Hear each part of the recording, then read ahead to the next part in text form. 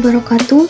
Saya Dewi Safira Tatsabila dengan NIM 231101040032 akan menjelaskan tentang mengimplementasikan cara mendesain proyek penguatan profil pelajar Pancasila atau P5. Pembahasan. Yang pertama, cara membentuk tim fasilitator yang efektif dalam pelaksanaan P5. Yang kedua, tahapan kesiapan satuan pendidikan sebelum melaksanakan P5. Yang ketiga, menentukan dimensi dan tema yang relevan untuk proyek P5.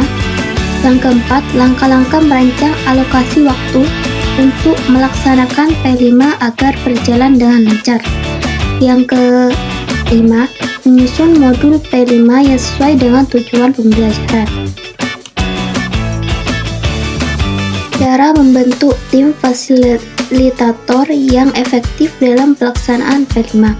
Bentuk tim fasilitator yang efektif dalam pelaksanaan P5 melibatkan beberapa langkah penting, yaitu identifikasi kriteria dan kompetensi dasar, keberagaman tim, seleksi calon fasilitator, partisipasi terkait, pelatih dan orientasi, pembagian tugas dan tanggung jawab, evaluasi dan peningkatan, dan yang terakhir komunikasi yang efektif.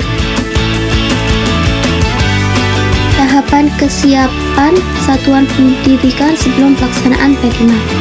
Identifikasi kesiapan satuan pendidikan ini didasarkan pada kemampuan sekolah dalam menerapkan pembelajaran berbasis project-based learning.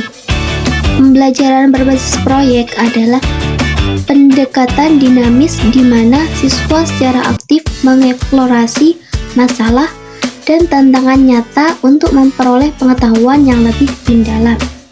Terdapat 3 tahapan kesiapan satuan pendidikan dalam menjalankan proyek penguatan profil Pancasila, yaitu dibagi menjadi 3 tahapan. Yang pertama, tahap awal, yang kedua, tahap berkembang, yang ketiga, tahap lanjutan. Tentukan dimensi dan tema yang relevan untuk proyek P5. Untuk menentukan dimensi dan tema yang relevan untuk proyek penguatan profil pelajar Pancasila, berikut adalah beberapa langkah di antaranya. 1. Identifikasi tujuan P5. 2. Pengembangan dimensi dan tema. 3. Pengembangan modul proyek. 4. Pengembangan kegiatan. Langkah-langkah merancang alokasi waktu untuk pelaksanaan P5 agar berjalan efektif. Beberapa langkah dan pertimbangan penting perlu diambil. Berikut adalah panduan yang dapat diikuti. Yang pertama, dengan menentukan durasi proyek. Yang kedua, dengan mengatur alokasi waktu. Yang ketiga, fleksibilitas dalam alokasi. Yang keempat, evaluasi dan penyesuaian. Dan yang kelima, monitoring proyek. Menyusun modul P5 yang sesuai dengan tujuan pembelajaran. Berikut ini adalah langkah-langkah umum menyusun modul P5 yang efektif dan sesuai dengan tujuan pembelajaran, yaitu dengan yang pertama, analisis kebutuhan peserta didik dan konteks. Yang kedua, merumuskan tujuan pembelajaran. Yang ketiga, menyusun kegiatan pembelajaran. Yang keempat, memilih sumber belajar. Yang kelima, menyusun asesmen.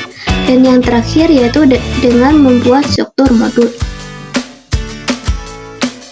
Sekian presentasi dari saya, kurang lebihnya mohon maaf. Wassalamualaikum warahmatullahi wabarakatuh.